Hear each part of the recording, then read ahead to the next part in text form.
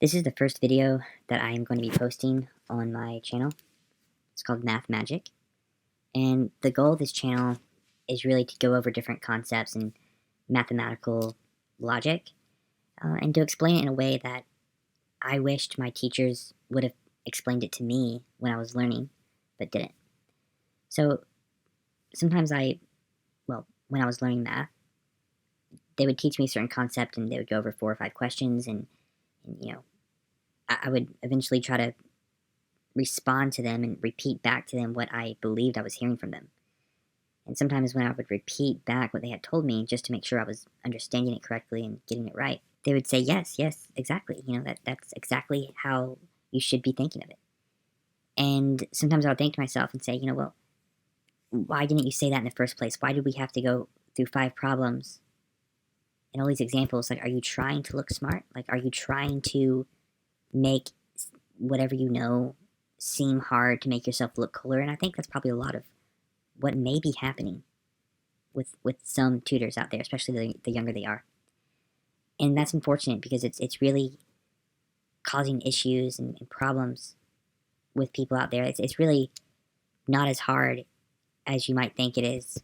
And if someone just sat down and stopped the attempt to look cool, you would have this stuff in 30 minutes, less than that. So that's the goal of this channel. I'm calling the channel Math Magic because math is essentially, to me anyways, it's almost like a form of magic, because a lot of the logic and reasoning behind many of these problems isn't something the average person would just wake up one day and think of, right, without any prior training. So the fact that you need so much training to even get to a level to be able to think in these logical ways, right, and to see these sort of patterns, it's almost like a form of wizardry, in a sense.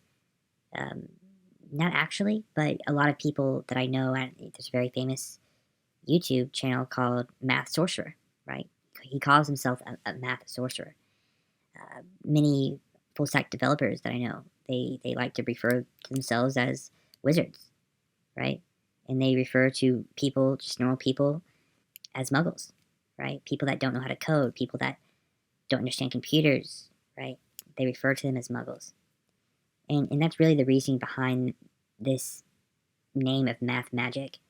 It's really to sort of break down mathematical concepts and the knowledge that is contained within these concepts to have power in life. And what you're looking at right now on the screen is something I posted on my Instagram story.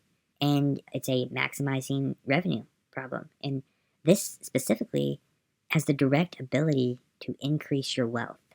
It's fascinating.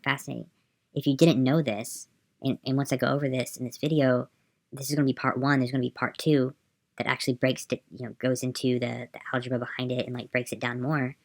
But this specifically is just a general overview. It's a artistic way of looking at it. It's a visual way of looking at it, and just a basic conceptual understanding of what's taking place here. Okay, so in looking at this, you have a parabola, and a lot of people, they don't know what we're using parabolas for. They don't know why they need to know about parabolas. Parabolas is just a relationship, okay? It's a relationship that, when graphed, it will trace out a pattern of going up, flattening out, and then it starts to come back down, right? Specifically, one relationship that can and indeed does trace out a parabola when it's graphed, guys, okay, on a coordinate plane like this, is the relationship between this right here. So if you look at this, there are 100 fewer shoe sales every month for every $20 increase in price. Okay, what does this mean? There are 100 fewer shoe sales every single month for every $20 increase in the price of the shoes being sold. So, say I got a job at, today I just bought some Thursday boots. Okay, let's say I got a job at Thursday Boot Company. They sell boots. And let's say they have a shoe for sale, right, shoe price. They just pulled this out of thin air and said, hey guys, our cost to make everything is about, $15 to $20, and I think I just want to sell it for $40. So let's just say they pulled that out of thin air. $40 to sell and to make profit on their boots. Now, you may ask yourself, is this going to be able to give you the most amount of money for those boots? Okay, the demand that was seen when they put this online to sell this particular pair of boots, they got 1,200 shoe sales in 1 month, right? That's what this is, shoe sales. Okay, and up here, these are the prices of the shoes. Okay, right now we're just looking at the $40 price of shoe, and in that month, they had 1,200 sales. Now, the management team did some research, they did a few months of research, okay, let's call it 2 or 3 months, right? And they determined that every time they raised the price of the shoes by $20, okay, so they went from $40 to $60, which I don't have written out here, but it would actually be coming up right here at 60. I skipped 60 and went $20 up again, so 60 up to 80, okay? So with every $20 increase, there was a 100 sale decrease that month. And you say, okay, well, why do the sales decrease when the price goes up? Well, guys, things that are more expensive, less people want to buy. Okay, like, that's the reason why Toyota Camrys are so popular, is because they're, you can buy the base model for like $24K, and everyone can afford that. Everyone can afford that. You can work at Burger King and basically afford that. You can get a loan for that and afford the monthly payments. Okay, that's why I thought that there's so many of them out there. Now, yacht sales, for example, there's a lot fewer sales of yachts. Okay, and you say, okay, well, why? Well, it's because they're so expensive. Okay, they're hundreds of millions of dollars, 50 million, 70 million, 20 million. Okay, these are very expensive items that only a few people on the planet will be able to buy. So there's going to be a lot less of them around, because there's just the demand. There's not very many people out there that can buy them to begin with, or that even will buy them after they can buy them. Okay, so basic understanding is that because not everyone is extremely wealthy, if the price for an item goes up, there's going to be naturally a certain amount of people out there that are going to pass on that because they don't have the money. Okay, they just don't have enough money.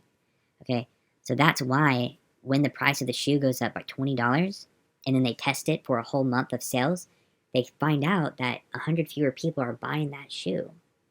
Okay, now if you follow this logically, okay, here's a month. Technically, this month right here would actually be 1,100, but I skipped that. I went down to 1,000, and then I skipped 3 in the middle, so this would actually be 900, 800, and then right here we have 700. Okay, it'd be 600, 500, and 400 right here. Okay, this month it would be 300, and then 200 down here. You can see I skipped a few months, but you can see logically it's decreasing.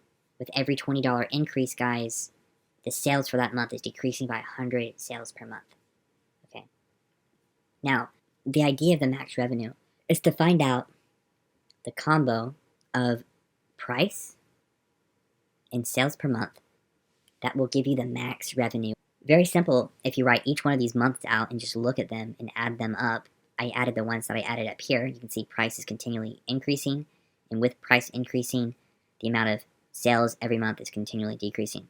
Okay, the ones that I did put on the graph were right here, and you can see TR equals total revenue, and that's what the TR right here stands for. That's what it means. So when you add them up, okay, when you add the total sales times the price of each shoe sold, right? So you had 1,200 people come in and buy a pair of shoes, and each one of those people bought a pair of shoes worth $40. So 1,200 times 40 gives you $48,000 in that month. Okay, now if you just pulled this out of thin air and you were making profit, great, but is it the most profit that you can make? Well, no. Okay, you look at this combo right here, you sell your shoes for $80. You had 1,000 people come in that month. That's the relationship. Okay, this down here, the sales is really just when we did that market research and found out the relationship of for every $20 increase, there's 100 fewer people buying. That is really just a way to quantify demand for your product. Okay, and what we're doing is we're going through and we're just finding the max revenue combo of the demand for the price that we have. Okay, and which one of those combos gives you the highest revenue. And in this case, it's going to be a shoe, okay, that is going for around $140, and we can infer that when we have a shoe that is on our website selling for $140, we believe that we're going to get about 700 sales in that month, okay? So even though there's less people coming in to buy our shoe, our total revenue is higher, even though there's fewer people coming in to buy it, okay? And that's because the price of the shoe is higher. We're in the optimal range right here for maximizing revenue. Okay, and this month, which is at the vertex at the top of this parabola here, is $98,000. Okay, so you basically just made an extra $50,000 a month by just doing a few months of market research. And then once you have the forecast of demand for your product in relation to price, you can use that information to price your products accordingly, okay, to maximize revenue. And that's really all this is here. Okay, there's some research that was done by the management of the company, just a few months. I mean, it'd be better if it was longer than that. Obviously, if you have more data points, that'd be better. But you did some market research. From that market research, you quantified future demand. You have a relation from the price of your product and the kind of demand you can expect for that. Okay, and then from there, you went out and you found the optimal price of your product that really, in this case, guys, gave you $50,000 extra a month. Now, this is why I call math a form of magic, because if you were making, 100%, right? Say it cost you, say all your expenses were $20 to make this boot, and you were selling it for $40. You're making a 100% gain. Okay, you're doubling your money, and you may think, hey, that's great, man, guys, I'm making $48,000 a month. Oh my gosh, but you're literally just from a little bit of just knowledge, guys. Just a little bit of knowledge. You just pulled $50,000 out of thin air. Okay? And there's a reason, in my opinion, why 95% of businesses fail, and why people that are into finance, into accounting, really are the most successful in business, right? Because, if your business is struggling, if you're, a small business, you're barely making it. Something like this, some market research and some optimization can really save your life, honestly. And without the knowledge, you're doing yourself an immense disservice, and can really just be shooting yourself in the foot. It's just so bad, okay? And, that's why I'm making this channel. I'm making this channel for really, and really, guys, most of the math that I'm going to be doing here is really math for business, honestly, and it's important. Like, if you're someone that doesn't know what algebra is for, doesn't know what math is for, like, why should I learn this? I'm telling you, like, right here, right now, like, math is one of the single best things you could ever learn in your life. So that's it, guys. This is Math Magic YouTube channel, and I'll see you guys in the next video. This is part 1, by the way. Part 2 is going to be going into the actual math behind this, the algebra, breaking it down, and showing you how just from one simple step, right when you translate the word problem into the algebraic form, which is just a formula, just plug and play, guys. Once you get that, you already have everything you need to solve something like this. So with that said, stick around, subscribe, hit like, leave a comment, and I'll see you guys in the next one. Peace.